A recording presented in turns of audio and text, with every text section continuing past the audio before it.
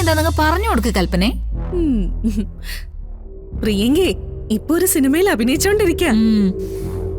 അതിനെന്താ, ഇവിടെ നിന്ന് ഇറങ്ങിപ്പോയ ഒരാള് ആളെന്ത് ചെയ്താലും ഇവിടെ ആർക്കും ഒരു പ്രശ്നവുമില്ല. എടാ നീ ചാടാതെ വരണേ. കാര്യം എന്താണെന്ന് അറിഞ്ഞിട്ട് വേണ്ടേ പ്രതികരിക്കാൻ.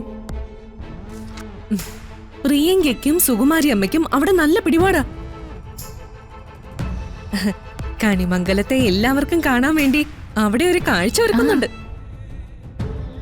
എല്ലാവരെയും അതൊന്ന് വിളിച്ച് കാണിക്കാൻ പറഞ്ഞു. അതിനാ ഞാനിപ്പോ എല്ലാരും വിളിച്ച്. കേട്ടില്ലേ മുത്തശ്ശി, ഇവരിപ്പോഴും അവരുമായിട്ട് നല്ല കണക്ഷനാ. എന്നിട്ട് അവളെന്താ വീരസാഹസിക പ്രകടനം കാണിക്കുന്നുണ്ട്, അത് നമ്മൾ കണ്ടോണ്ടിരിക്കണം. അവളെ എന്താ കാണിക്കാൻ പോകുന്നെന്ന് ആദ്യം ഒന്ന് കാണുവരണേ, എന്നിട്ട് മതി ബഹളമൊക്കെ. എന്തായാലും ഏട്ടത്തിയും ചെറിയമ്മ ഒരുങ്ങിയിരിക്കല്ലേ, നമുക്കൂടി അതും കണ്ടേക്കാം.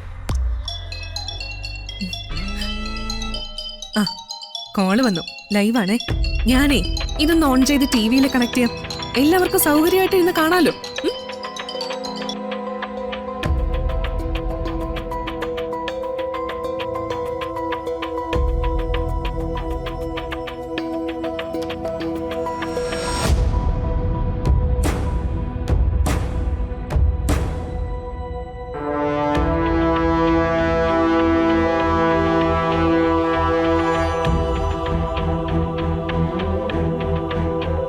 സർ, നിങ്ങൾ ഇവിടെ വന്നപ്പോ തന്നെ ഞാൻ പറഞ്ഞതല്ലേ, ഇവിടെ ഡ്രഗ് സൂക്ഷിക്കുന്നവരാരുമില്ല.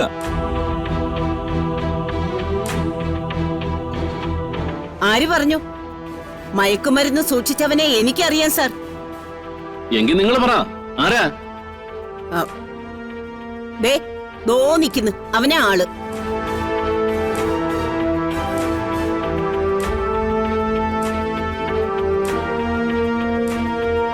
നിങ്ങൾക്ക് വേറെ ജോലിയൊന്നുമില്ലേ? ഈ സിനിമ മുടക്കാനാണോ വന്നിരിക്കുന്നത്? ഇതുകൊണ്ട് സിനിമ മുടങ്ങുകയാണെങ്കിലേ അങ്ങ് മുടങ്ങിക്കോട്ടെ. മയക്കുമരുന്ന് നാടിന് ആപത്താണെന്ന് സിനിമയിൽ എഴുതി കാണിച്ചാ പോരാ, അത് പ്രവർത്തിച്ച് നാട്ടുകാർക്ക് കാണിച്ചു കൊടുക്കണം. ഞങ്ങൾ ഇത്തരം സാമൂഹിക തിന്മകൾക്കെതിരെ പോരാടുന്നവരാ, അല്ലേ മുത്തശ്ശി? ആ അല്ലാതെ.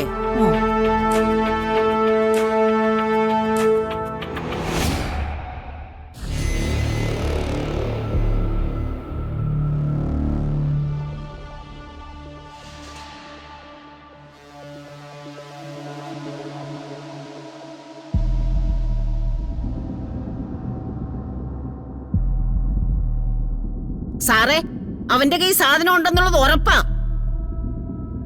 അവന്റെ പോക്കറ്റിൽ ഇല്ലെങ്കിൽ ആ ബാഗിൽ നോക്ക് സാറേ. ഇവിടെ ഇരിക്കുന്ന ബാഗുകളൊക്കെ നമുക്കൊന്ന് ചെക്ക് ചെയ്യണം. സർ, ഞങ്ങൾ ഒരുപാട് ബുദ്ധിമുട്ടിക്കരുത്. It's part of our duty. ഞങ്ങൾക്ക് കൃത്യമായ വിവരം കിട്ടിയതിന്റെ അടിസ്ഥാനത്തിലാണ് ഞങ്ങളിവിടെ വന്നത്. ദയവായി തടസ്സപ്പെടുത്തരുത്. കമാൺ, ഈ ലൊക്കേഷനിലുള്ള എല്ലാ ബാഗുകളും പെട്ടെന്ന് പരിശോധിക്കണം. സാറേ, അങ്ങനെയാണെങ്കിലേ പ്രിയങ്ക മോളുടെ ബാഗ് തന്നെ ആദ്യം അങ്ങ് പരിശോധിച്ചോ. അതെ സർ, എന്റെ ബാഗിൽ തന്നെ തുടങ്ങിക്കോ. അല്ല, ഞങ്ങൾക്കങ്ങനെ സൗജന്യൊന്നും വേണ്ട സാറേ. എല്ലാവരെയും പരിശോധിക്കുമ്പോ ഞങ്ങൾ എന്തിനാ മാറ്റി നിർത്തുന്നേ?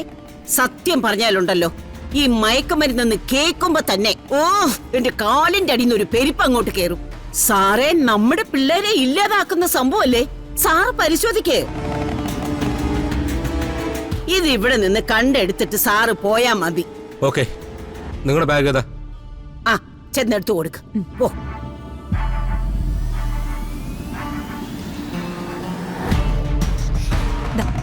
ചെക്ക് ചെയ്തു.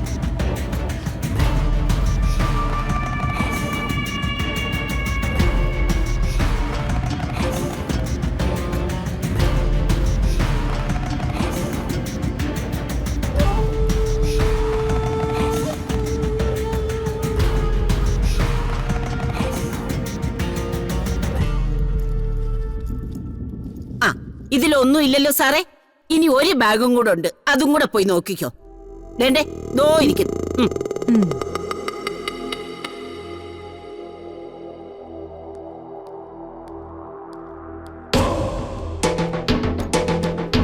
അതെ, ഇവിടെ നിൽക്കുന്ന എല്ലാരോടുമായിട്ട് പറയാ, ഇങ്ങനെയാണ് മാതൃകയാവേണ്ടത്. എനിക്കും എന്റെ മുത്തശ്ശിക്കും ഒന്നും ഒളിച്ചു വെക്കാനില്ല. അതുകൊണ്ടാ ഞങ്ങൾ ഇങ്ങനെ പെരുമാറുന്നേ.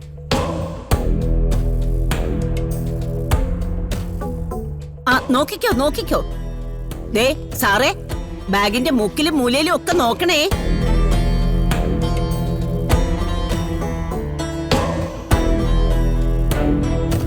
അവിടെ അവിടെ.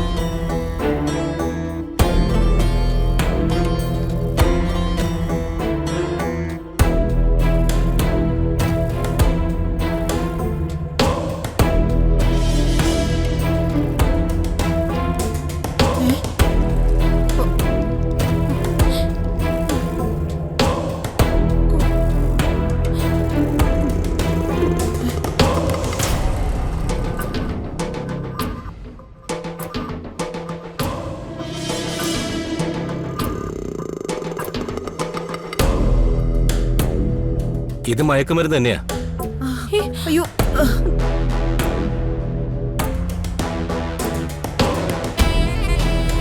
അപ്പൊ ലൊക്കേഷനിൽ ഇതിന്റെ വിതരണക്കാരും മുത്തശ്ശിയും കൊച്ചുമോളും അല്ലേ?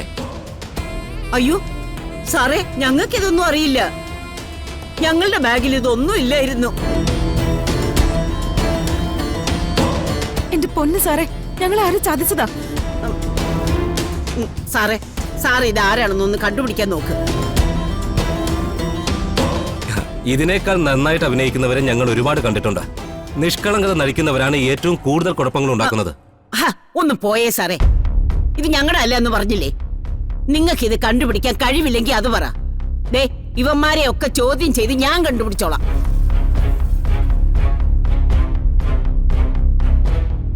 സർ, എന്റെ ബാഗിൽ ഇത് വെച്ചിട്ടുണ്ടെങ്കിൽ അത് ദേ ഇവൻ തന്നെ ആയിരിക്കും. സർ, ഇവനെ പിടിച്ച് 2 ഇടി കൊടുക്ക്.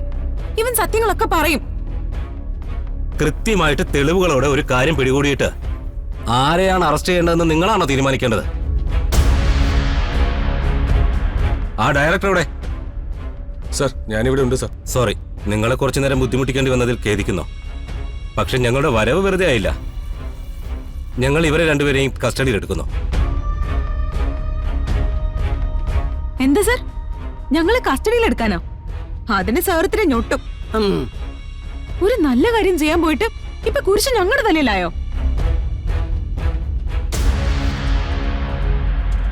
സർ, സർ വെറുതെ ഞങ്ങളെ ബുദ്ധിമുട്ടിക്കാൻ നിക്കല്ലേ.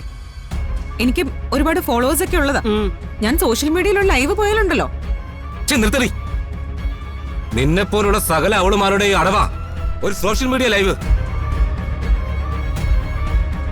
നീ ആരെയാണ് ഈ പേടിപ്പിക്കുന്നത്? മയക്കുമരുന്ന് കച്ചവടം നടത്താൻ നീ പോലീസുകാരെ തന്നെ മറയാക്കുന്നോ?